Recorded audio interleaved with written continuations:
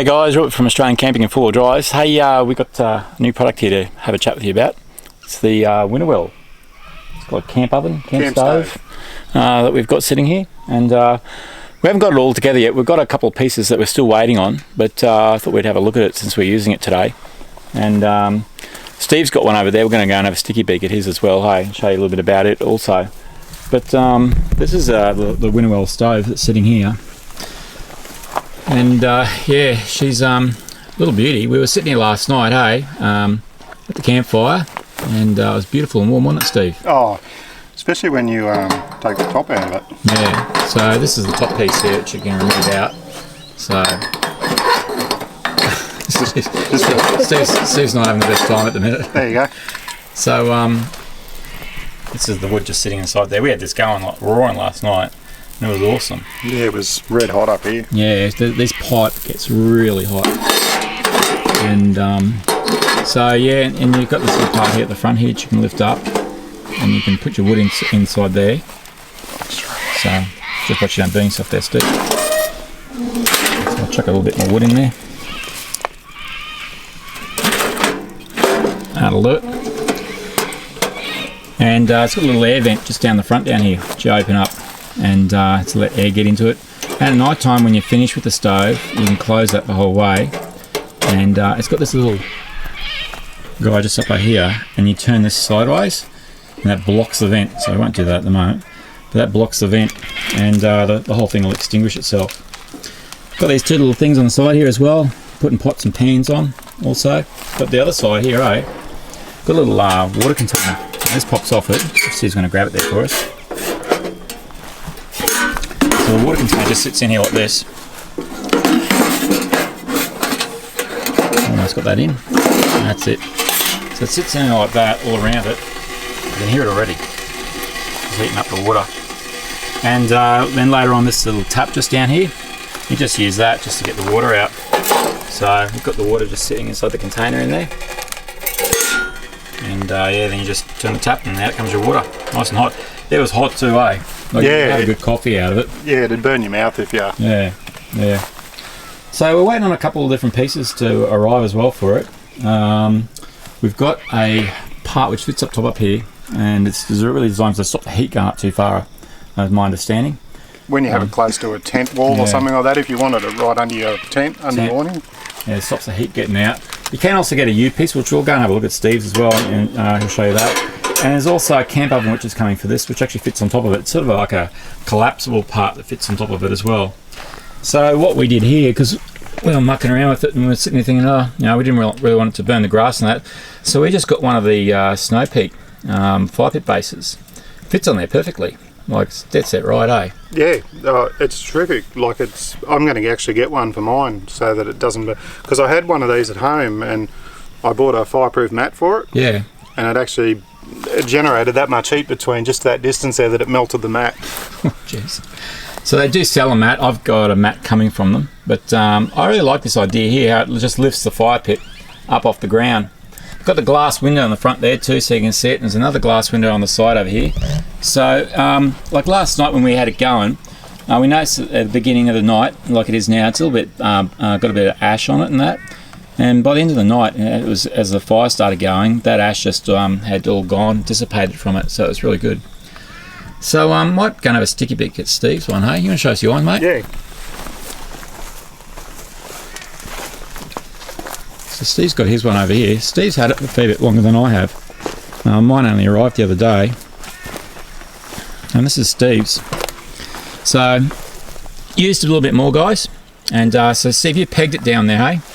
Yeah, well, I've got this extra pipe piece in here because it was raining the first night we got here, so we had it under this awning to stop the rain getting on it and sort of, you know, putting it out or...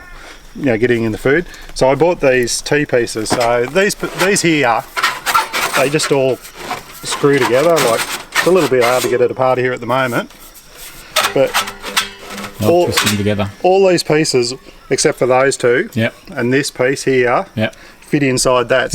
So all these pieces will pack in there, they fold up, and you basically only got that box there. Those legs fold up too, don't they, Steve? Yeah, the legs fold up.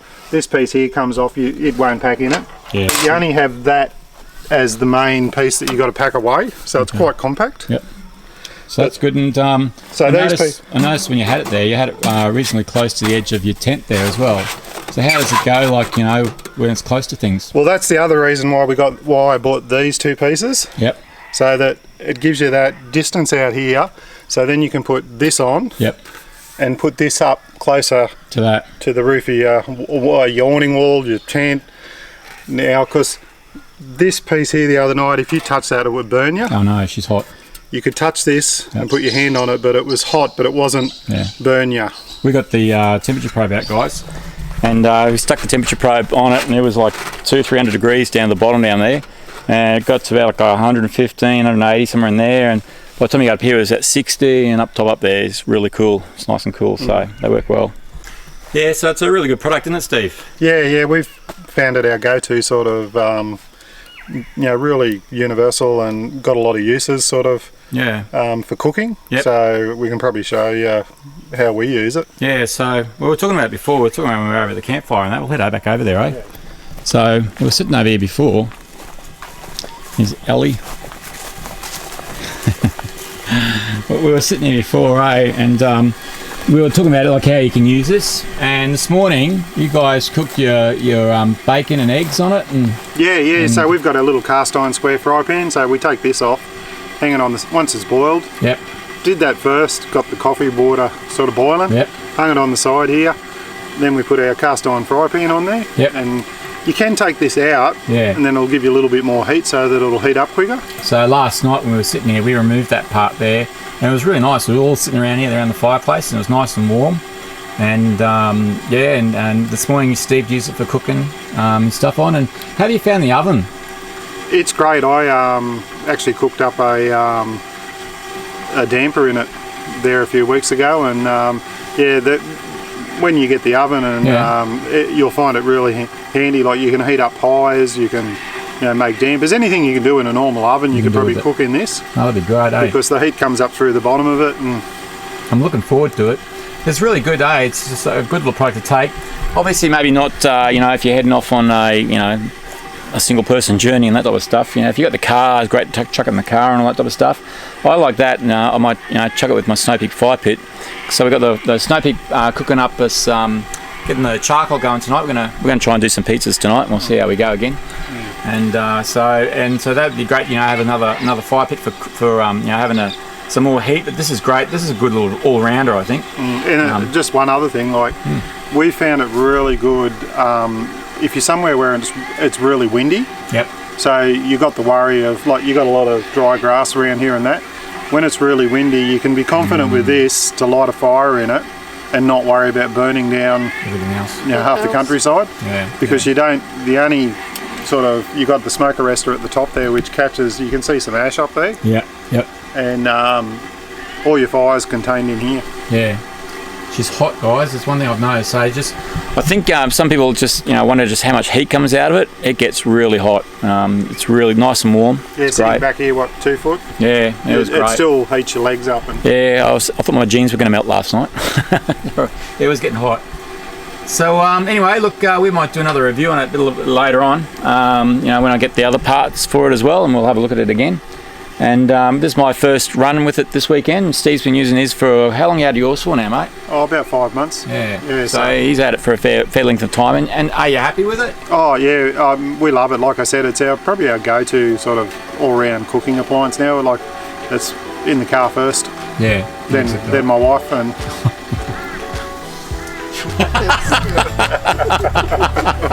and then the dog. Then the dog.